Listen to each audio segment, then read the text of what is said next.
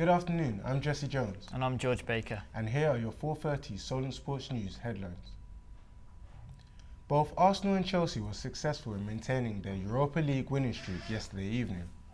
Arsenal beat Sporting 1-0 with a second half away goal from Danny Welbeck, while Chelsea's Ruben Loftus-Cheek bagged himself a hat-trick in what was a comfortable 3-1 win at home to Bate Borisov. Chelsea manager Maurizio Sarri explains that despite Loftus-Cheek's hat-trick performance, there are still no guarantees that he will have a cemented spot in the team's starting 11. He was at the beginning of the season. He was a very good player. Now he is a good player, more suitable to my way of football, I think. But we have a tactical problem with the midfielders, because for two positions we have 4 midfielders and 3 of them with the same characteristics. They are offensive midfielder. Only one has other characteristics. Kanté is a defensive midfielder, so it's very difficult to put in the starting 11 two midfielders with the same characteristics. Southampton Football Club have partnered with Saints Disabled Supporters Association and Saints Foundation to host the inaugural 1 March Open Day that took place at St Mary's Stadium yesterday. The aim of the event is to encourage people of all backgrounds to watch the club week in and week out. Our reporter Angus Mullen went down to St Mary's to find out how the club are looking to push this initiative. The average matchday experience for most fans is often straightforward and trouble-free. However, for many, the reality is very different. At Southampton Football Club, the atmosphere for disabled fans has always been welcoming, especially since the move to St Mary's. For the past 8 years, the Saints Disabled Supporters Association has accomplished this for its many members and even those outside its reach, culminating in the 1 March Open Day this past week. Supporters, young and old, were welcomed in as the event hosted a range of activities and stalls, aiding the needs of Southampton's many disabled fans, a feat achieved by Paul Lucas, the SDSA founder and current secretary. A day like today is very important because what it does, it allows people to mingle, people to have a look at the club, see that football is available to everybody, not just normal football fans, but disabled football fans, all types of disabilities. The event featured a host of former and current players, including legendary FA Cup winning manager Laurie McMenemy and ex-Saints fullback Francis Bernardi, who were both full of praise for the club's commitment to such an important cause. This sort of thing, football clubs should be involved. They should have areas for wheelchairs and the disabled. In fact, I think it's a law now, it's a football law, and the facilities here are excellent. Many years ago, I remember opening a special area for them, and I think that should happen all around football at every level. It's very important. It's that community aspect again. It's lots of different organisations and sort of causes that are supporting people locally in the community. So I think it's a very important part, and it's an opportunity to come down and experience a bit of fun as well with the activities that are on here as well. Outside the footballing aspects of the event, Southampton accommodate dozens of charities and organisations raising awareness for various causes in a clear effort to encompass the whole community. Autism Hampshire spokesperson Claire Wheeler was proud to be involved in helping families and individuals cope with the struggles of living with or caring for a disability, something often overlooked by clubs once bums were in seats. So we're here today at Southampton Football Club to let families know about the work we do and how we might be able to support them. Believe it or not, there's 18,000 people in Hampshire with autism or on the autistic spectrum. So there's a lot of need out there for information and advice and support. Being such a large piece of the far-reaching footballing community within Southampton, the Premier League club has accepted its responsibility to the community and to its Hampshire peers such as Sholing FC. Sholing's secretary Greg Dixon was adamant that any contribution his club could offer to support disability football was the only thing that mattered. We as a club at Solent, we're just trying to encourage people that there is an opportunity for disabled people to come out and play football on a level playing field, and if we get one person involved in disability football, then the day's achieved something. Regardless of how things may be going for Southampton on the pitch, the club's effect off of it remains exemplary. Southampton FC ranks joint second in the Premier League for disabled access, and with current commitments, only look further to improve conditions. This has been Angus Mullen for Solent Sports News. 17 miles down the road are Southampton's South Coast rivals Portsmouth, who are celebrating an anniversary. This Monday marks 9 years since the Portsmouth Supporters Trust was founded, and in that time the group has been pivotal in the survival of the football club. Ahead of the PST's birthday, Jake Smith caught up with fans and a legend of the game to find out just how important the group is. It will be 9 years on Monday since the Portsmouth Supporters Trust was formed. On October 29, 2009, 5 Pompey fans met at this pub near the Hard with the intention to form a group that would one day oversee operations of the club, which was starting to see financial trouble overshadow the action on the pitch. The trust was born following a meeting staged between Tony Foote, Micah Hall, Barry and Mark Dewing, as well as the late Ken Malley. Although the anniversary of a now historical event takes place this coming Monday, a plaque was unveiled last Saturday to pay respect to those who saved the football club. Ray Crawford, who played for the Blues during the 1957-58 season, told us just how it felt to see his beloved Pompey plummet into the unknown. It was hard to take, to think that a great club like Portsmouth, having won the FA Cup twice, and the actual football that Pompey are known for. Wherever you go, you go all over the world, all over Europe. You mentioned Portsmouth, and everybody's eyes light up. They know we're a big club, and at the time I think we were let down by people behind the scenes, but the supporters and the people that got behind the club to buy it and get us back on song, it's been tremendous, and the atmosphere at every game is just so good. We headed down to the Newcombe Arms pub in Fratton to catch up with some of the club's most loyal supporters. Amongst those is Paul Turnbull, who has been following Pompey home and away for 40 years, and he explained how the devastating events of successive relegations and administrations had a huge impact on the fans who love the club. For me personally, it broke me, and for all my mates who I go football with since the 70s,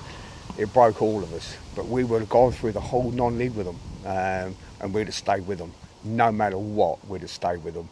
And this what this football club is all about. It's about the fan base and how good we all are together. Mark Luter, who also travels to the ends of the earth to follow the Blues every weekend, thinks that the club is in a great position under the new owners of the Tornante company.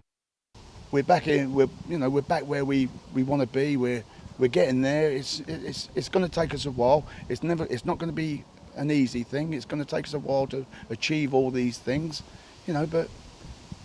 Again, we're still here, we're still fighting, and again, I always remember Alan Ball saying, that every major war that was fought for this country came out of Ball.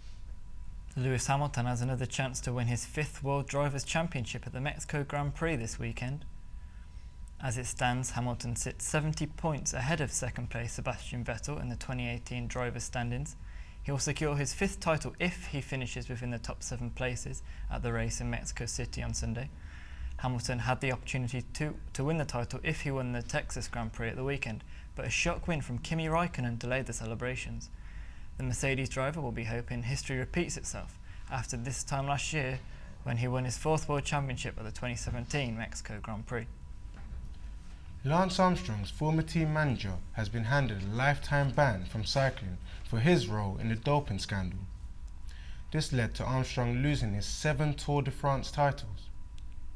Johan Brino was given a 10-year ban. However, the sanction was increased due to an appeal by the World Anti-Doping Agency. LeBron James recorded an impressive triple-double as his LA Lakers side produced an inspiring home performance, beating Denver Nuggets 121-114. This was his side's first home win of the season, and despite his notable 21-point display, James explained the main reason for his side's win was his teammate Lance Stevenson. Make them dance, Lance sparked our win tonight. The guy was unbelievable coming off what he played last night in Phoenix, and he picked up right where he left off from, and then we just used the crowd, after Lance got going and got this win. From the NBA to the Bucks, the first matchup of the season between Southampton and Bournemouth took place. Both teams entered the game unbeaten, however Solent gave themselves an uphill task with their captain being ejected. Solent lost the game 93-41. Our reporter Sham tells us more. Thursday night saw St Mary's play host to women's basketball.